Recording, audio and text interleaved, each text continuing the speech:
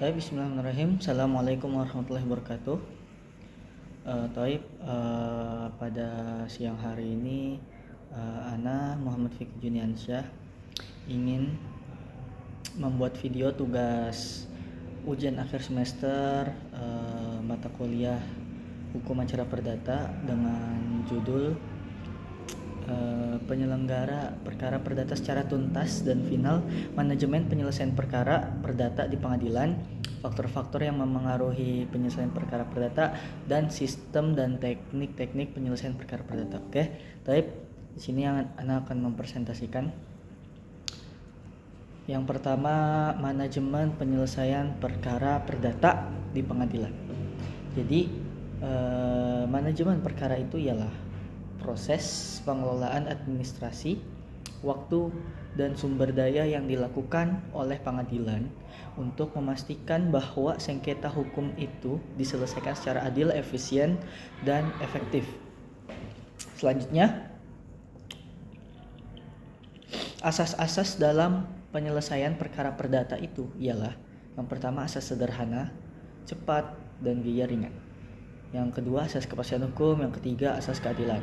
Selanjutnya, tahapan penyelesaian perkara perdata meliputi pendaftaran perkara, proses mediasi, persidangan tingkat pertama, upaya hukum, banding, kasasi, dan peninjauan kembali, dan eksekusi putusan. Selanjutnya, faktor-faktor yang memengaruhi penyelesaian perkara perdata. Apa aja?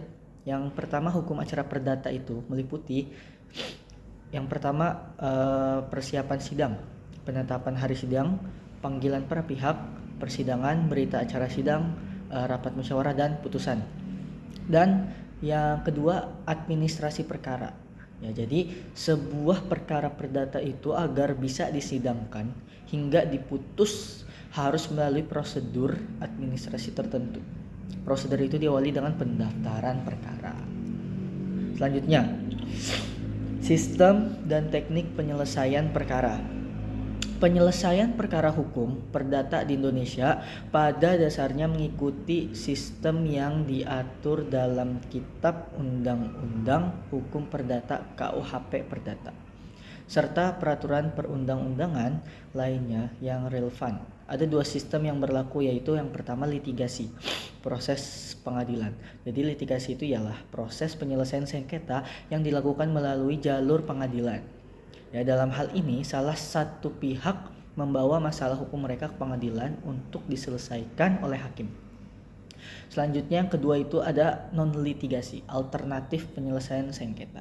Selain melalui jalur pengadilan, perkara perdata juga dapat diselesaikan melalui cara non-litigasi, yaitu lebih bersifat damai, efisien, dan mengurangi beban pengadilan.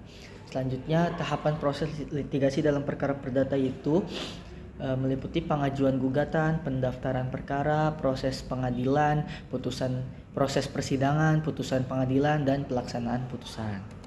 Selanjutnya, teknik-teknik penyelesaian non-litigasi itu meliputi apa aja? Yang pertama, mediasi, terus arbitrase, negosiasi, dan konsiliasi. Nah, selanjutnya, teknik penyelesaian perkara hukum perdata, ya. Meliputi apa aja sih? Yang sering teknik penyelesaian perkara perdata yang sering digunakan yaitu penyelesaian dengan gugatan perdata, penyelesaian dengan mediasi, penyelesaian dengan arbitrase, dan penyelesaian dengan negosiasi. Ya. Selanjutnya, keunggulannya dan kekurangan masing-masing teknik. Jadi kalau litigasi itu ialah keunggulannya, putusan yang dihasilkan mengikat prosedur yang jelas dan dapat dijalankan dengan bantuan aparat pengadilan. Kekurangannya, proses panjang dan biaya tinggi. Selanjutnya, mediasi.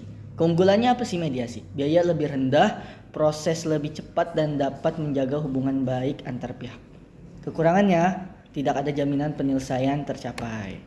Nah, selanjutnya ketiga, arbitrase. Keunggulannya itu proses lebih cepat, terus keputusan mengikat dan sering dipilih dalam sengketa komersial. Terus kekurangannya, biayanya bisa tinggi dan terbatas pada sengketa yang sudah disepakati untuk diselesaikan melalui arbitrase. Yang terakhir, negosiasi. Keunggulannya cepat, fleksibel, dan biaya rendah. Kekurangannya bergantung pada kesediaan kedua pihak untuk berkompromi. Ya, mungkin Itu saja, cukup sekian presentasi dari saya. Kurang lebihnya mohon dimaafkan. Syukron. Assalamualaikum warahmatullahi wabarakatuh.